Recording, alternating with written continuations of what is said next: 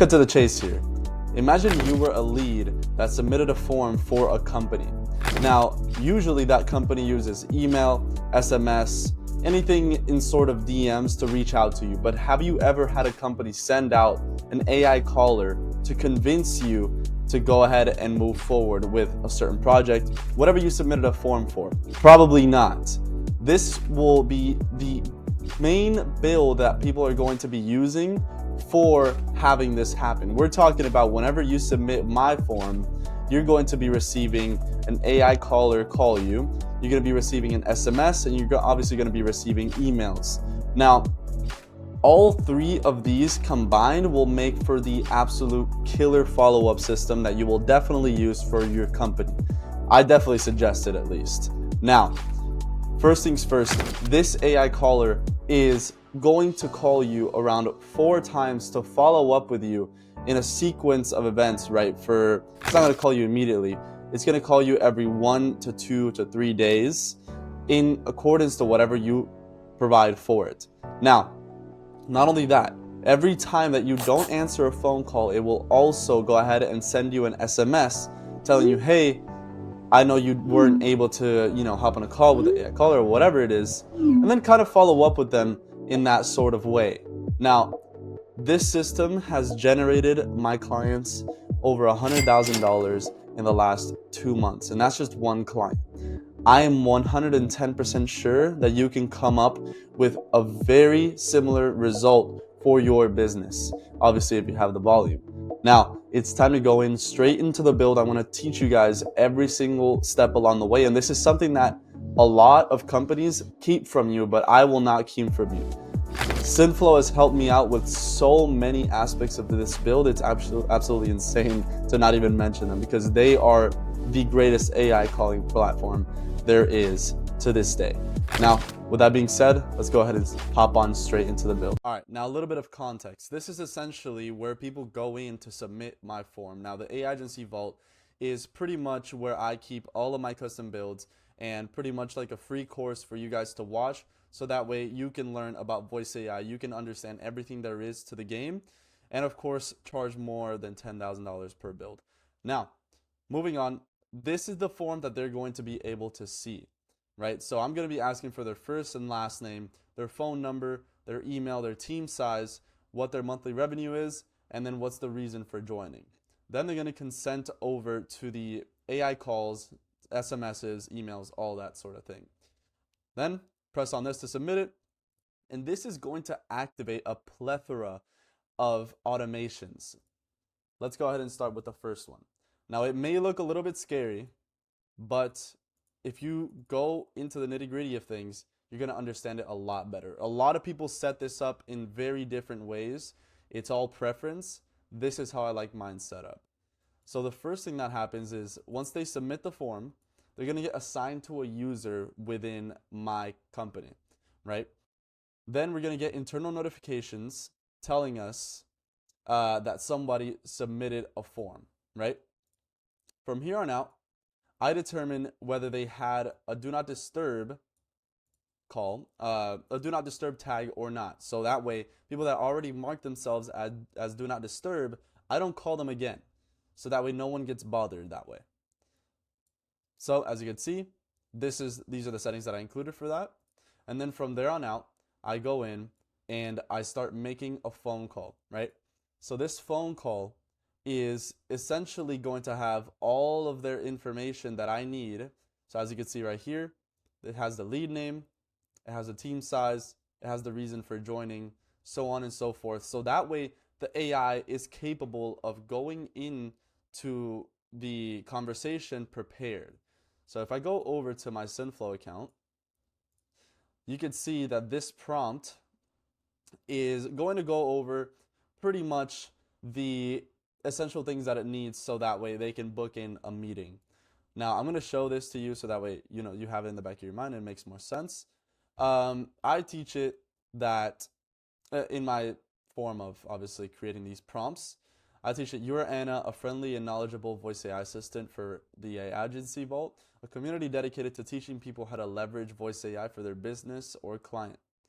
Your role is to welcome new users who have submitted the form on the landing page and guide them to book a meeting.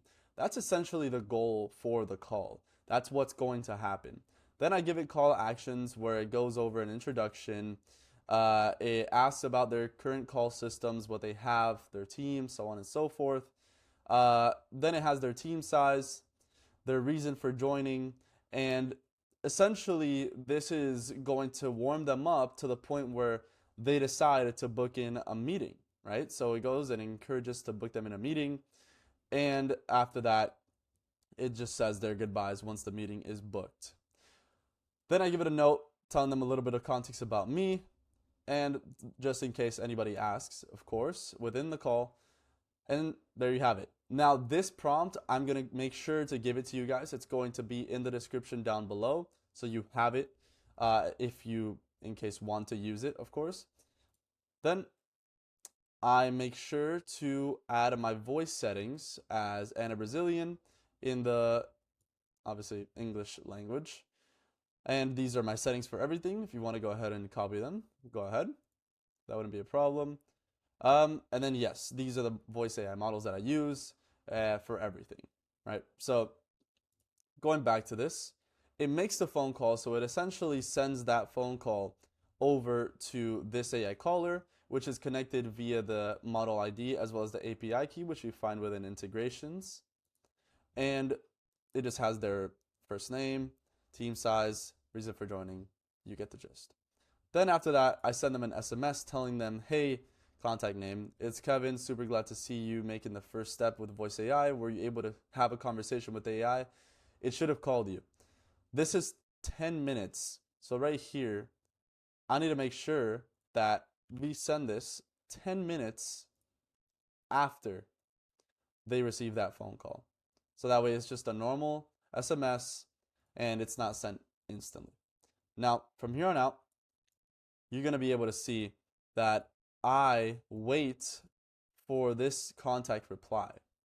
So I added in as a contact reply right here. And then I select the SMS, which is the step right above it. Okay? From there on out, there's two things that can happen, right? I added this wait time right here, which says 24 hours, which means if someone didn't reply back to my message, it goes and sends them another text message 24 hours after. Okay? So if in 24 hours they don't reply to this initial SMS, it'll send them another message. Now, what if they did reply, right? So another system goes into place within this. So I detect whether their reply is positive or not, and I can do that by using the intent type with GoHighLevel. And then from there on out, I go ahead and have a respective decision for that. Now I send myself an internal message telling me, hey, somebody positively replied positively to my SMS, as you can see right here. And then whenever I click on this with a notification, it sends me over to the conversation. After that, I have the AI say, that's great to hear. Just by chance, was the AI able to book you into a meeting? Okay? So super simple. If they were able to book themselves into a meeting or not, it goes and it does the same thing. It waits for the contact reply with a timeout of 22 hours. And then after that, it goes in, and if they replied positively to it, meaning they did get booked into a meeting, then it would go ahead and send them this positive reply right here. Oh, that's awesome then. I'm really looking forward to our meeting, essentially. But if they replied negatively, it says, oh, I got you. Well, tell you what, are you available to talk with my team sometime this week? I'm sure we can get something going for you. If they reply positively to that, it's going to go ahead and send them a message saying, here's my booking link, and then give them my calendar. Okay? If they reply negatively, it's going to say, I see, well, whenever you're ready to connect, I'm here for it. That way, I could then add them into a manual SMS or a manual call, so that way my team can go in and close them if needed, right? Now, essentially every time that I say a timeout happens, it's going to go over the same exact process that this would have gone through on the left side, but it's just going to add an additional step that says, hey, you really never got back to me. But then it's going to ask the same question that it would have asked on the left side. It's the same thing for each and every one of these. So it's going to ask that, right? And if they reply positively to that, we're going to go back to square one and asking them.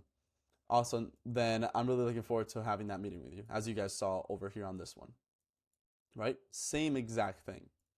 But if they reply negatively, literally same exact thing. We go back to square one. Okay?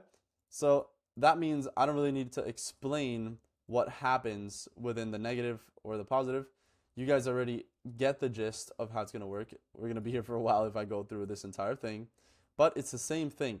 This is just one single branch that expands into many possible branches that do the same thing.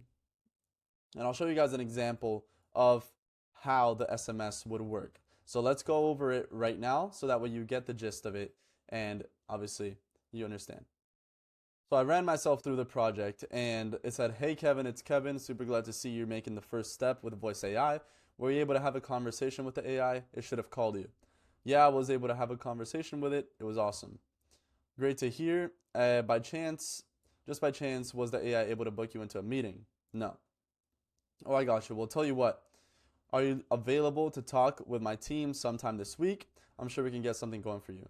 Can we do next week, Monday at 7:30? Perfect. Here's my booking link. Just pick any time you need and we'll get this rolling for you. And then I give them the booking link. And then essentially they would book. Now, this is exactly what would happen every single time. And as you can see, it's super easy to go about this because you set this up once and then it's going to go ahead and have the same conversation with every single person. Now, perfect. Once that is done, right? You may be wondering, where is this information from this call right here going? Where is it going? It's going to the post-call follow-up, part 2, right? Now, within this automation, here's where we're going to be making all of the follow-ups with the calls. I made 4 in this case scenario, but in reality, you could make 5, 6, 10, as many as you want if you just add them onto a separate workflow. Okay, so what happens, right? This inbound webhook trigger is going to go ahead and select this. So this URL, you just need to go ahead and connect it over to the deployment side of your AI caller within Synthflow. And you're going to paste it right there and then press initialize. Now it's going to grab all the information from that call and send it over to this automation right here. You're going to select the mapping reference, which is basically the call, and then you're going to save the trigger, right? So from here on out, you're going to find a contact because the contact was already created within the form submitted. And then from here on out, it's going to grab what call number they're in. So how many times have they been called, essentially? If they haven't been called yet, it means the times called, which is an ID right here, is empty, right? But if they have been called, it's going to mark them as a number, right? So I'll show you guys a little bit more about this, but whenever they have a call come in from the automation, it's going to mark them as, okay, number 2, so the second call was made. Okay, number 3, the third call was made. Number 4, and I don't have any more above that, but you get the gist of how it would go all the way up to 10. So it's going to identify what call stage they're in, and don't be intimidated by all of these automations. Guys, this is literally the same exact thing split up into 4. That's the same thing. And I treat it as branches. So right here, this branch right here, this is just one branch, excluding all of these down here. So what happens within the branch, right? If they were never called before, and this is the first call, I'm going to get a condition, right? So within this condition, it's going to basically check if they answered the phone number, if the call failed, if they hung up on voicemail, or if they just had do not disturb on already because we already called them, right? So then what happens with a hang up on voicemail? it just gets added onto a CRM. You could do whatever you'd like with it. In this case, I just added it into my opportunity list within GoHighLevel, where I would just go over here, bam, and then this would mark them as no answer, right? Because they didn't answer the phone call. And save that action. That's literally everything that's going to happen within that.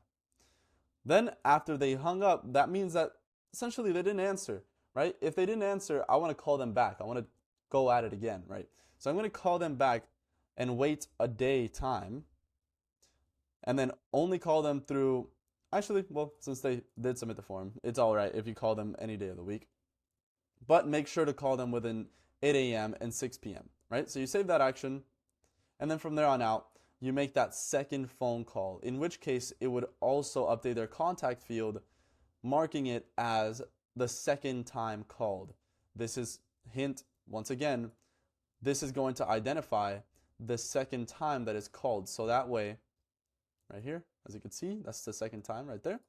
So that way, whenever we get called, keep in mind, every single call goes back to this inbound webhook trigger, meaning that every time that you have this function happen, it's going to go through the workflow again, no matter what. All right.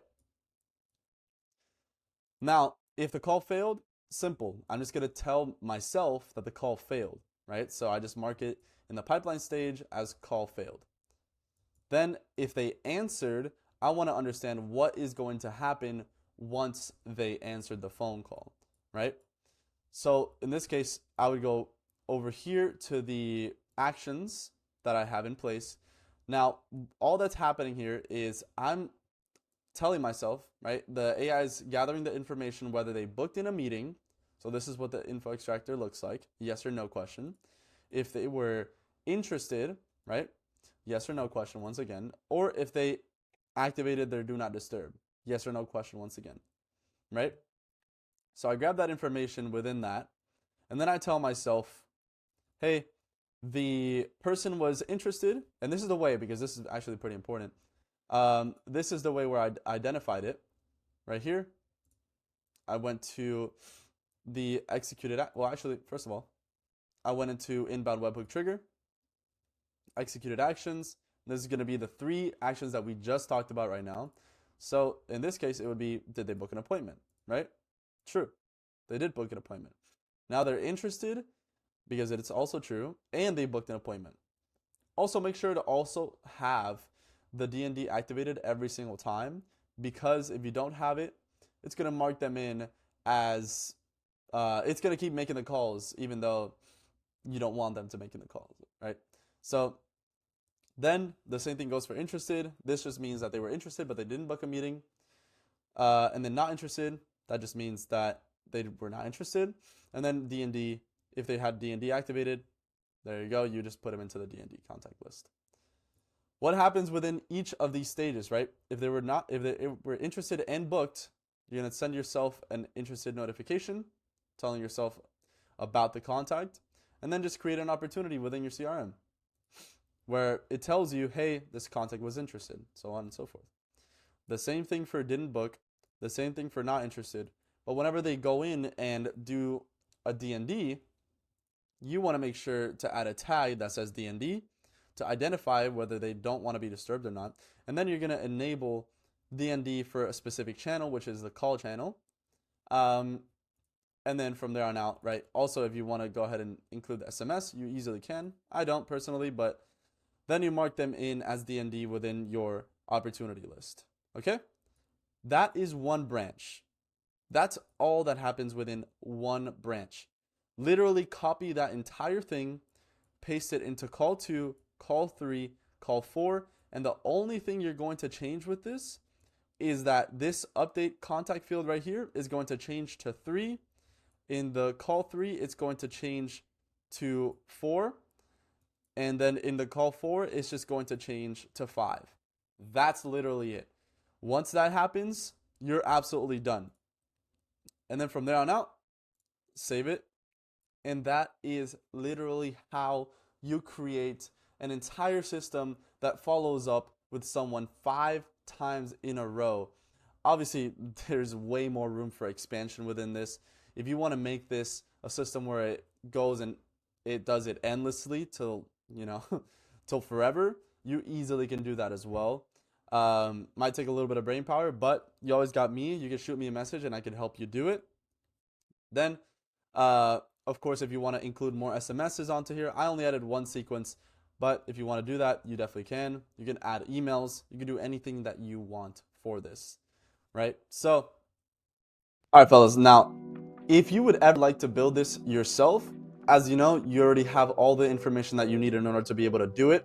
But if you need help building it, just contact me and I will go ahead and help you out. We could discuss, right? But make sure that you join the Skool community first. This Skool community is going to have every single detail that you need in order to become successful with voice AI.